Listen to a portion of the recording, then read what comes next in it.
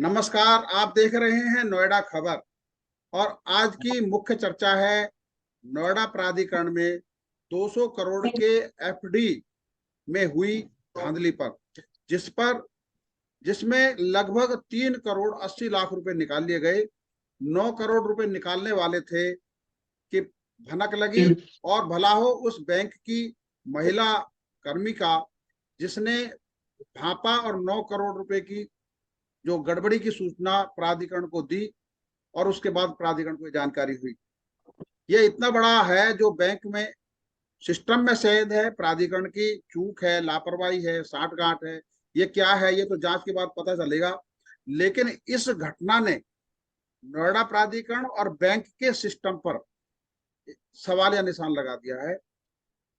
हमारे साथ इस महत्वपूर्ण बिंदु पर चर्चा करने के लिए पुरुषोत्तम शर्मा जी हैं, जो यूनियन बैंक में अधिकारी रहे हैं और उनको लगभग 30-35 साल का एक्सपीरियंस है बैंक के कामकाज का।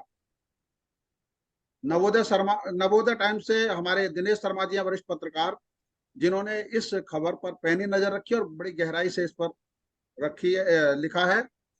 और हमारे साथ भूपेंद्र सिंह जादौन है, जो आम आदमी पार्टी के जिलाध्यक्ष हैं, और उन्होंने एक मांग उठाई है मुख्यमंत्री योगी आदित्यनाथ के सामने कि इस मुद्दे की गहराई से जांच हो और इसके साथ साथ जो अन्य घोटाले हुए हैं नोएडा में उसकी जांच हो। मैं सबसे पहले आप सभी का, पुरुषोत्तम जी का, भूपेंद्र जी का, दिनेश जी का, इस कार्यक्रम में समय देने पर स्वागत करता हूं, अभिनंदन करता हूं, आभार करता हूं। नमस्कार। सबसे पहला सवाल नमस्कार। पुरुषोत्तम शर्मा जी से, क्योंकि बैंक के अधिकारी रहे हैं और आपने इस घटना को देखा होगा और इसमें मुकदमा भी दर्ज हुआ है।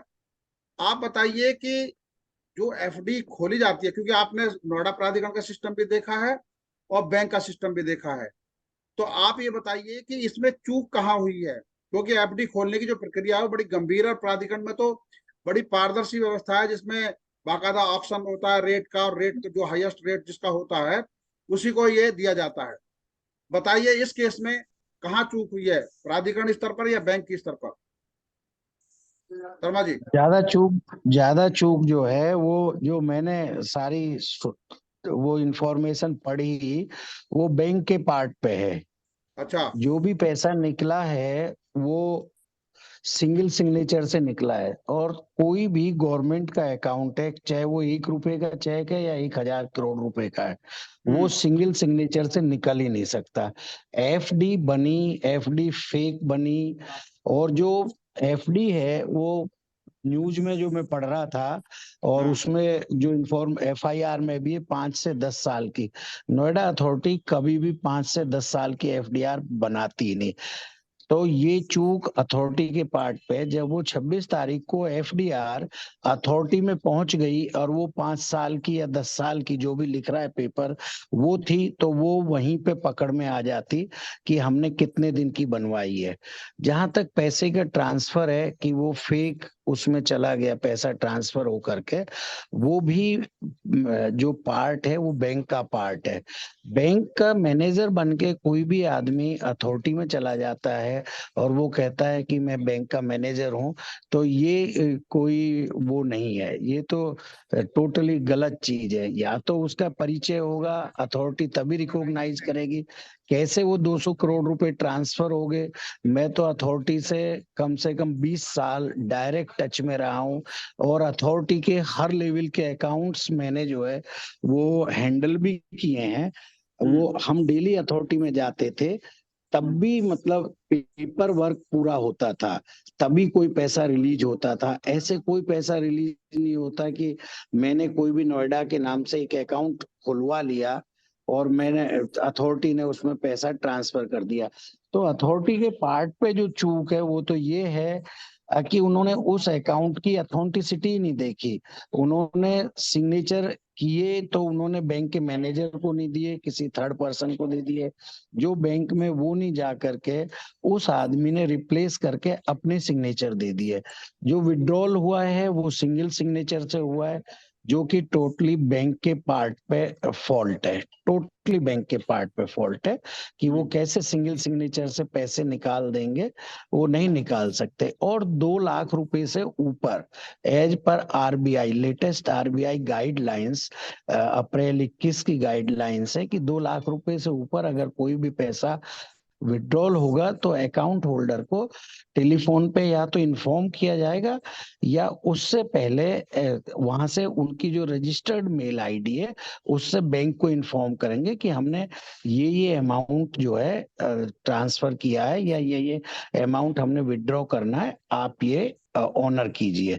तो दोनों के ही पार्ट पे चूक है, अथॉरिटी के पार्ट पे भी चूक है, लेकिन उससे ज्यादा बैंक के पार्ट पे मैं चूक मानता हूं, क्योंकि मैं बैंक के सिस्टम से, मैं as a chief manager union bank से रिटायर हुआ हूं, और मैंने अथॉरिटी की भी और बैंक की भी सारी कार्य प्रणाली को जानता हूं। तो बैंक ने लापरवाही पूरी पूरी की है केवल डिपॉजिट की वजह से, कि भाई हमको 200 करोड़ रुपए का डिपॉजिट मिल रहा है केवल इस वजह। लेकिन एक बात और है, जब ये टर्म्स कंडीशन तय होती हैं जिसमें एफडी का हाईएस्ट रेट बिड भरी जाती है और उसमें सारे बैंक के लोग आते हैं, तो जो मैंने अनुभव किया ये देखो कि जब वो 3 बजे तक का टाइम था और उसको 5 बजे तक का टाइम किया गया इसलिए कि इसमें और हाईएस्ट रेट मिल जाए, और हाईएस्ट रेट में जब एक बैंक ने हाईएस्ट रेट दे दिया उसके बाद जो टाइम बढ़ा तो जो पुराने बैंक ने हाईएस्ट रेट दिया था उस रेट का जानकारी उस तक कैसे पहुंची जिसने ये ठगी की है? शर्मा जी। जी हेलो। हाँ, आपको आवाज सुना नहीं आपने?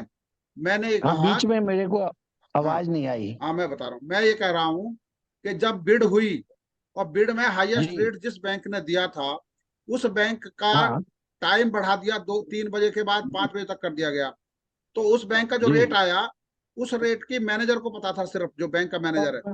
उसके बाद जी वो जानकारी किसी दूसरे सेकंड पर्सन को, थर्ड पर्सन को कैसे हुई कि अब जो रेट बढ़ा है उस बढ़े रेट को इतने बढ़ा से इतना बड़ा कर दिया जाए? या तो उसमें प्राधिकरण के उस टीम के किसी मेंबर का हाथ है जो उस टीम में रहा हो जिनको बिड का हाईएस्ट बिड का पता है, या उस मैनेजर का रोल है जिसने उसकी जानकारी उस आदमी को दी जो जिसने ये फ्रॉड किया है। बिल्कुल बिल्कुल, डू एग्री, दोनों का ही रोल है। अथॉरिटी का रोल तो ये है कि वो डिस्क्लोज कैसे हुई, और बैंक का रोल ये है कि बैंक ऑफ इंडिया के ही ऑफिसर को पता था कि हमने ये रेट कोट किया है, तो उससे ऊपर जो फेक आदमी रेट कोट कर रहा है तो उसमें बैंक का इन्वॉल्वमेंट भी है। बिल्कुल। हमारे साथ दिनेश शर्मा जी हैं जो नवोदय टाइम्स से हैं और इन्होंने इस पूरे केस पर विस्तार से जानकारी लिखी है। दिनेश जी, आपने प्रथम दृष्टया, क्योंकि आप अपराध में काफी दिन से एक्सपर्ट हैं, आपने क्या महसूस किया कि ये कैसे हुआ है ये घटना? ये एक बहुत बड़ा नेटवर्क है जो ठगी का मतलब मास्टरमाइंड जिसे कहा जाए, उसको प्राधिकरण के का बीड होगी इसकी नॉलेज थी, क्योंकि पूरा आ रही है आवाज। हाँ हाँ, आ रही है। जो पूरे नेटवर्क से लोग जुड़े थे वो 10 से 15 दिन पहले से ही नोएडा के होटलों में टिके हुए थे। इसका मतलब है कि नॉलेज में था कि ये बिड होगी और हमको ये करना है। जो आदमी पुलिस की हिरासत में है उसके पास एक आई कार्ड मिलता है प्राधिकरण का, तो प्राधिकरण का आई कार्ड भी वैसा ही बना जैसे कर्मचारियों के पास है। इसका मतलब उनके पास चीज की नॉलेज थी कि कब कब बिड होगी, कैसे कितने टाइम पे बढ़ेगी और क्या करेंगे। तो इसमें कहीं ना कहीं प्राधिकरण का, वित्त विभाग हो या विभाग हो, उसका कोई ना कोई अधिकारी कर्मचारी उस नेटवर्क से जुड़ा है। अब रही बात बैंक का लालच था, 200 करोड़ रुपए उन्हें मिल रहे हैं। ठीक, बैंक को अपने 200 करोड़ के चक्कर में ये तो चाहिए था कि बिट को हम पहले चुके हैं, उस बिट को हमको अचानक 5 बजे के बाद मिल गई, तो ये बैंक मैनेजर को खुद कंफर्म करना चाहिए था वहां जाकर दोबारा। उसने कुछ किया ही कि वो अपना 200 करोड़ का हमको ऑफर लेटर भी है वो मिल गया, इसी में खुश है। ठीक, प्राधिकरण का कर्मचारी अथॉराइज बन के जो ठग गया उसने सारे डॉक्यूमेंट दिए प्राधिकरण के, बस उसमें क्या किया उसने कि अपना मोबाइल नंबर अपना डाला कि जब भी फोन करेंगे तो फोन उसी को आना है। तो वो जो दोनों के बीच पुल का काम कर रहे थे वो फ्रॉड कर रहे थे। बैंक को भी लूप में उन्होंने ले रखा था और इधर अथॉरिटी को भी। जब 3.5 करोड़ रुपए निकल गए तभी बैंक को समझ जाना चाहिए था कि जो खाता एफडी के लिए गया है उसमें से ये पैसे क्यों निकल रहा है। दोबारा 9 करोड़ ट्रांसफर करवा दिए उन्होंने। अगले दिन जब 50 करोड़ रुपए निकलवाने पहुंचे तब वहां जो लड़की थी उसने थोड़ा सा अपना दिमाग अप्लाई कर लिया और उसने ये बातें कही कि जाके हम लोग वहां प्राधिकरण में पहुंच के पता करते हैं, तब ये खुलासा होगा। तो इसमें कहीं ना कहीं चूक जो है दोनों तरफ से है, प्राधिकरण की तरफ से, बैंक की तरफ से तो आई है। वो तो अपने 200 करोड़ के लाभ में उसने वही तो केवल एक साइनिंग अथॉरिटी बनी, जबकि सरकारी जो भी खाता खुलता है उसमें 2 साइनिंग अथॉरिटी होनी जरूरी है। इसमें एक ही से काम चला दिया इन्होंने। तो उसको वेरीफाई करने भी नहीं गए, केवल एक थैंक्स का लेटर खाता खुलने का प्राधिकरण की मेल पे चला गया। प्राधिकरण वालों ने भी सोचा खाता खुल गया, 26 तारीख को पैसा ट्रांसफर किया HDFC से निकाल के। कम से कम वो ही वेरीफाई कराते, उनके कर्मचारी कराते कि क्या चल रहा है। वो जब एफडी बन के गई है, वो गई नहीं गई ये तो वो अधिकारी बता रहे हैं, लेकिन जो बैंक वालों ने जब संपर्क किया वहां जाके तब ये मामला खुला। अब उसमें दिक्कत है कि पैसा तो जामनगर और गुजरात ट्रांसफर हो गया। यहीं बैठ जाओ। अच्छा, डिस्चार्ज समरी मिल गई। मतलब इससे ये पता चलता है कि ये गैंग इतना बड़ा है कि जिसके हाथ गुजरात तक भी हैं। इससे पहले पिछले साल भी थाना 58 क्षेत्र में एक सरकारी संस्थान का पैसा 1 करोड़ रुपए ट्रांसफर हुआ था, तब भी लोगों ने ध्यान नहीं दिया। उसकी भी FIR में दर्ज है। अगर हो सकता है वही लंबा खेल कर गया हो। बिल्कुल बिल्कुल बिल्कुल बिल्कुल सही कह रहे हैं। और मेरे साथ है भूपेंद्र जादौन जी, जिन्होंने आज मुख्यमंत्री योगी आदित्यनाथ को पत्र लिखा है। भूपेंद्र जी, किस तरीके से देखते हैं आप इस घटना को, जो इस तरह बैंक का जो मामला आया है सामने? देखिए, जो पुरुषोत्तम शर्मा जी को भी सुना मैंने और दिनेश शर्मा जी ने भी जो बातें बताई हैं, मैं दोनों की बातों से बिल्कुल सहमत हूँ। ये चूक नहीं, ये साठ-गांठ से हुआ है। और इस साठ-गांठ में बैंक कर्मी, अथॉरिटी के कर्मचारियों के अलावा ये जो सत्ताधारी जो पार्टी है ना, इसके किसी न किसी विधायक, सांसद, मंत्री का जरूर लिंक होगा। जो फ्रॉड करने वाले जो लोग हैं, जो फर्जी ID वाले लोग हैं ना, जरूर मिलेगा। क्योंकि ये प्राधिकरण के जो अधिकारी हैं, ये सत्ताधारी लोगों के इशारे पे काम करते हैं। फेक लोग सत्ताधारी लोगों के संपर्क में रहते हैं। और ये पूरा जो ये क्या बोलते हैं 200 करोड़ वाला मैटर है, इसमें अगर इसकी सही तरीके से जांच अगर होगी तो जो सत्ताधारी पार्टी के ना जरूर लोग इन्वॉल्व मिलेंगे। नहीं तो इसका मतलब आपका ये कहना है कि जो आदमी पकड़ा गया है उसका परिचय अधिकारियों से किसी सत्ताधारी पार्टी के नेता ने करवाया होगा, किसी नेता ने संपर्क कराया होगा उससे। चलो ठीक है जी। हाँ, सबसे गाड़ी बाहर। ये सही तरीके से जांच होगी तो ये जरूर आएगा। थोड़ा सा केयरफुली, थोड़ा सा अपना स्पीकर शर्मा जी, अपना स्पीकर थोड़ी देर ऑन कर लीजिए, आधा घंटा ऑफ कर दीजिए। शर्मा जी, अपना स्पीकर ऑफ कर दीजिए थोड़ी देर के लिए, स्पीकर आप सुनिए बस। पहले जैसे यहाँ एक वो चपरासी था, पता नहीं चौकी वो था, चौकीदार था, चौकीदार। हाँ, नितिन राठी। हाँ, तो उसने वो अलॉटमेंट कर रहा था। वो भी वैसा ही सेम ये केस है। तो अब आपने जो डिमांड की है उसमें क्या चाहते हैं आप मुख्यमंत्री से? अभी तो जांच की मांग करी है इसमें, भाई जांच हो जाए निष्पक्ष, और जो दोषी हैं उनके खिलाफ कार्रवाई हो। पहले भी बहुत सारे लोग, लेकिन जो प्राधिकरण है ना, कार्रवाई इतनी, जैसे कई लोग पकड़े गए, उन पर आरोपी भी सिद्ध हुए, लेकिन क्या हुआ, हजारों करोड़ रुपए का घोटाला कह दिया, 3 साल 2.5 साल जेल में रह के भाई 1000 करोड़ उसके, इनकी जो संपत्ति है वो अथॉरिटी को अपने अंडर में लेनी चाहिए। मतलब बाबा का जो इनकी बिल्डोजर है वो यहाँ चलना चाहिए। बिल्कुल बिल्कुल बिल्कुल, इसकी भी हम अभी देख रहे हैं, अगर इस हमारे लेटर पे कुछ नहीं होता तो इसके लिए भी हम कुछ न कुछ करेंगे। हम्म हम्म दिनेश जी, आज की प्रोग्रेस क्या रही है? जो कल ये जो गैंग पकड़ा गया है, इसमें पुलिस ने पिछले 24 घंटे में कुछ किया है? पुलिस अभी भी जो आदमी हिरासत में है वो है तमिलियन। हाँ तो पुलिस को छाप रहा था, लेकिन कल रात वो साथ टूटा है। उसने कुछ जानकारियां दी हैं जिसके आधार पर आज बैंक के कुछ कर्मचारियों से पूछताछ हुई है। प्राधिकरण के जो लेखा विभाग के अधिकारी या कर्मचारी हैं उनसे भी पूछताछ कर ली है। ये बनाई है डीसीपी ने गई हुई है।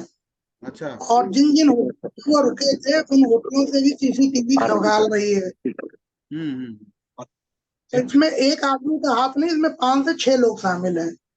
अच्छा और वो कहाँ के हैं, अब वो हाँ कहाँ के हैं उनकी तलाश मुझे तो नहीं लगता कि 1-2 दिन में होगी। उसमें तो महीना भर खिंचेगा, क्योंकि इसमें अकाउंट जो जहां ट्रांसफर हुआ वो गुजरात है, महाराष्ट्र है। जो ये आदमी पकड़ा गया ये चेन्नई का है। तो इसको मान के चलें कि हमें ये पूरा भारत भ्रमण कराएगा ये केस जो है। लेकिन जब भी ये केस खुलेगा, नोएडा पुलिस जब भी केस खोलेगी तो बहुत से तथ्य ऐसे खुलेंगे जिसमें प्राधिकरण का लूप पोल और बैंकों का जो लूप पोल है वो सामने जरूर आएगा। शर्मा जी, आप आइए जरा। पुरुषोत्तम शर्मा जी, जी मैं ये जानना चाहता हूँ कि कोई भी बैंक की जब एफडी जी इतनी बड़ी बनती है 200 करोड़ की, उसकी जी प्रक्रिया क्या है वो बताइए हमारे दर्शकों को। आपका उसकी प्रक्रिया कैमरा ये साफ है, नहीं आ रहा, कहाँ है आप? अंधेरे में पहुंच गए कहीं? मैं गाड़ी के अंदर हूँ। हाँ, तो लाइट तो जल ही नहीं रही है,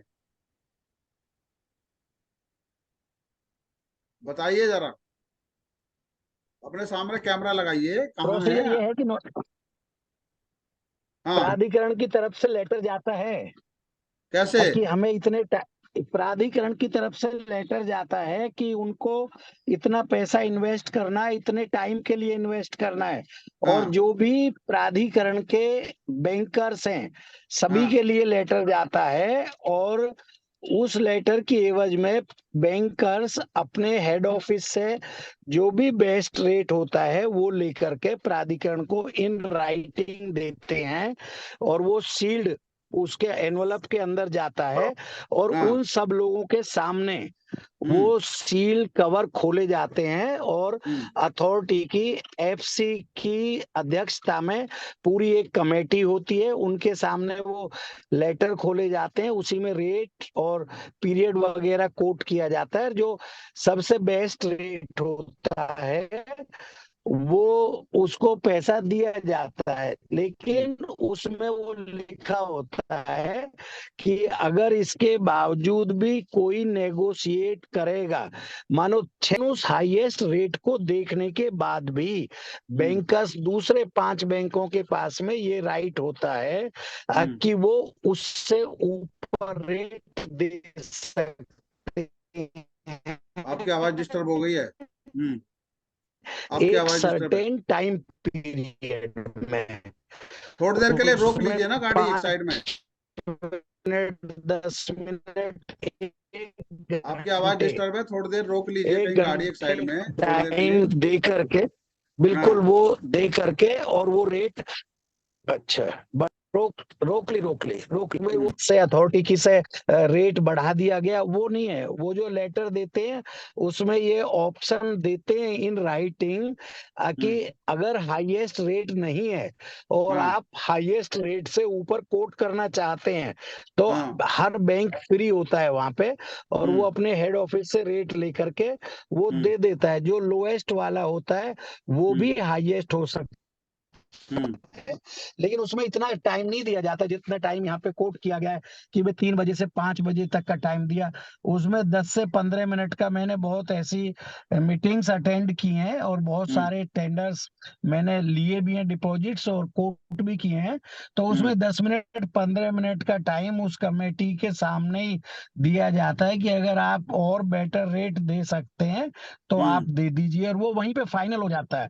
तो यहाँ पे कहीं ना कहीं दोनों लोगों की चूक है।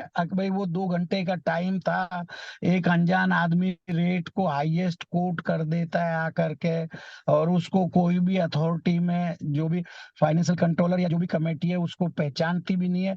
तो कहीं ना कहीं दोनों जगह से चूक है और बड़ी चूक है।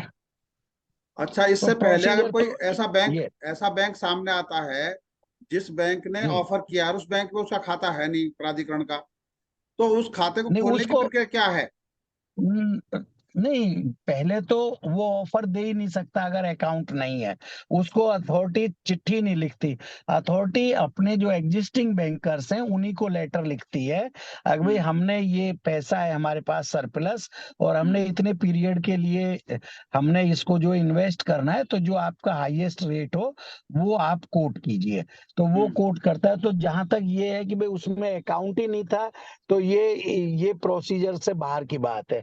As per procedure, as per authority policy जो हमने आज तक देखा था कि अगर एग्जिस्टिंग अकाउंट होल्डर बैंक है तभी आप उसमें कोट कर सकते हैं, अदरवाइज आप कोट ही नहीं कर सकते, उसको चिट्ठी नहीं जाती बैंक की।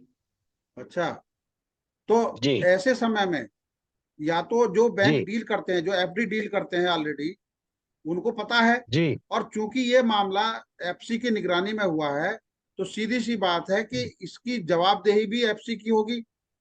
और प्राधिकरण ने कमेटी बनाई जिसमें एफसी भी शामिल है, जिसमें जवाबदेही जी जिस अधिकारी की है वो कमेटी में कैसे शामिल हो सकता है? हाँ, एज पर नॉर्म्स तो वो नहीं होना चाहिए, क्योंकि जिसके खिलाफ या जिसकी वजह से कोई कमेटी बनाई जा रही है, जिसकी जांच करनी है, वो जांच में होगा तो वो तो जांच को प्रभावित करेगा। हम्म जी तो ये जो इसमें मतलब कुल मिला के ये देखा जाए कि प्राधिकरण का फॉल्ट ज्यादा है, क्योंकि बैंक तो बाद में शुरू हुआ है। प्राधिकरण ने जी हाईएस्ट रेट शर्मा की, जी, हाईएस्ट, हाँ। प्रा- प्राधिकरण को सबसे पहले हम्म जो अधिकारी इसमें इन्वॉल्व होते उनको सस्पेंड करना चाहिए, तब जांच कमेटी बिठानी चाहिए, लेकिन वो नहीं करा क्योंकि ये साठगांठ है बैंक के और प्राधिकरण के अधिकारियों की। हम्म जो भाई नहीं, तो अब जो अथॉरिटी एफआईआर दर्ज कराई गई है, उस एफआईआर में सिर्फ बैंक को और जो ठग हैं, जो दूसरे लोग हैं, उन्हीं के खिलाफ एफआईआर दर्ज कराई गई है। जबकि इसमें यही तो एफआईआर दर्ज कराते यही तो समय कूट रचित यही तो दस्तावेज कैसे तैयार हुए, कैसे आईडी कार्ड बनाया, वो सारी जिम्मेदारी एक ही उस आदमी के ऊपर डाल दी है कि इसी ने किया सारा कुछ। तो क्या संभव, दिनेश जी? जी, प्राधिकरण ने तो जैसे दीवार, आपको याद होगा सेक्टर 21 की एक दीवार गिरी थी, उसकी हाँ जांच कमेटी, उस हाँ जांच कमेटी के भी अधिकारी वही हैं जो इस हाँ जांच कमेटी के, उसका क्या हर्ष हुआ आपने देखा, और इसका क्या होगा ये आने वाला वक्त बताएगा। लेकिन जो पुलिस की सीआरपीसी और आरपीसी है, हाँ। उसमें अगर निष्पक्ष कार्रवाई हुई तो प्राधिकरण के कोई ना कोई तो जेल जाने के लिए तैयार रहे हैं। बात बिल्कुल सही है। तो अब शर्मा जी, मैं क्योंकि आपको ज्यादा इंफॉर्मेशन इस मामले में है, मैं ये जानना चाहता हूँ कि बैंक ने एक एफडी जो होती है, जब आदेश दिया कि एफडी करें, और आदेश भी जब जी एक बिड के जरिए एफडी का आदेश हुआ और एफडी कर दी गई, लेकिन बैंक ने फिर भी एफडी नहीं करी, तो इसमें तो बैंक मैनेजर का भी रोल है। हाँ, बिल्कुल मैनेजर का दोष है। तो मैनेजर को तो आरोपी बनाया ही नहीं गया इस मामले में भी। बना बना है। बैंक मैनेजर बैंक का आरोपी तो है। दोष है ही है, हाँ। विड्रॉल मैनेजर हुआ और है तो भी बैंक का दोष। हम्म तो कुल मिलाकर अगर हम ये देखें कि ये एक शुरुआत है, हो सकता है ऐसे बहुत सारे एफडीओ का, जो नोएडा प्राधिकरण के एफडी हैं, पहले भी एक इस मामले सामने आए थे कि जिसमें जब वो ठेका देते थे तो फर्जी एफडी लगाते थे और उसको अधिकारी वेरीफाई कर देते थे, उसी पे काम चलता रहता था। तो ऐसे भी मामले मिले। तो ये हो सकता है कि नोएडा की और भी ऐसी एफडी होंगी जो इस तरह का ये क्योंकि मामला खुला है और मामलों की भी जांच होनी चाहिए कुल मिला के कि ये एक तरीके से आर्थिक जो गठजोड़ का एक नेक्सस है और इसमें हो सकता है पिछले 8-10 सालों से कोई इसी काम में लगा हो और ये चूंकि खुल गया है और 3 करोड़ 80 लाख तो चले गए, 9 करोड़ बच गए, 50 करोड़ निकालने आ रहा था, तो ये तो बड़ा गंभीर मसला हो गया है। तो ऐसे मामलों में जो बैंक का ऊपर के अधिकारी हैं, मतलब एक तो ब्रांच है सिर्फ, तो शर्मा जी बताइए कि ऐसे मामलों में क्योंकि इतना बड़ा मामला है तो इसमें एक्शन किस लेवल से होता है शुरू? एक्शन जो रीजनल हेड है उसके लेवल से होता है। अच्छा, तो मतलब इसकी इंफॉर्मेशन रीजनल हेड को जाएगी तो कुल मिलाकर तब जाके बैंक के कर्मियों के ऊपर खिलाफ कार्रवाई होगी और उधर प्राधिकरण के खिलाफ भी कार्रवाई जो भी संबंधित होंगे इस मामले में, तभी बिल्कुल कार्रवाई हो बिल्कुल पाएगी। निश्चित रूप से होगी बैंक के में तो निश्चित रूप से हो जाएगी कार्रवाई, क्योंकि बैंक के पार्ट पे गलती है। हम्म हम्म। जी। और भूपेंद्र जी, अब आप बताइए इस सारा मामला सुनने के बाद, अब सारा मामला सुनने के बाद किस निष्कर्ष पर पहुंचे हैं आप? आपकी आवाज नहीं, थोड़ी देर के लिए रोक लीजिए या तो गाड़ी, मैं तो शर्मा जी थोड़ी देर के लिए गाड़ी रोक आपके लीजिए साइड में। हैं? मैं तो आपके माध्यम से मांग कर रहा हूँ, जो फाइनेंस डिपार्टमेंट के लोग हैं उनसे हाँ मांग कर रहा हूँ कि अथॉरिटी के जो फाइनेंस डिपार्टमेंट के जो लोग हैं जो इसमें इन्वॉल्व हैं उनको सबसे पहले सस्पेंड किया जाए, तब जांच कमेटी बने और तभी इनकी जांच हो। ऐसे तो कुछ नहीं होगा। वो शर्मा जी बता रहे थे ना 21 सेक्टर की दीवार वाला, वही ये हाँ। लिपापोती करके छोड़ देंगे। हम्म। तो आज की इस चर्चा में कुल मिलाकर यह निष्कर्ष निकला कि बैंक और प्राधिकरण दोनों ही इस मामले में बराबर के दोषी हैं और हो सकता है ऐसी और भी कोई एफडी हो जिसमें पैसा निकल गया हो और प्राधिकरण ने उसकी जानकारी किसी को न दी हो, ये भी हो सकता है। तो कुल मिलाकर ये वित्तीय मामला है और ये बैंक के सिस्टम और प्राधिकरण के सिस्टम में इन्होंने जो सेंध लगाई है वो एक सबक है बैंक के लिए भी और प्राधिकरण के लिए भी। आज आपने इस महत्वपूर्ण चर्चा में हिस्सा लिया, मैं आप सबका आभार व्यक्त करता हूं। आपका बहुत बहुत धन्यवाद। नमस्कार शर्मा जी, थैंक दिनेश यू। जी, नमस्कार। भूपेंद्र जी। नमस्कार नमस्कार शर्मा जी, नमस्कार।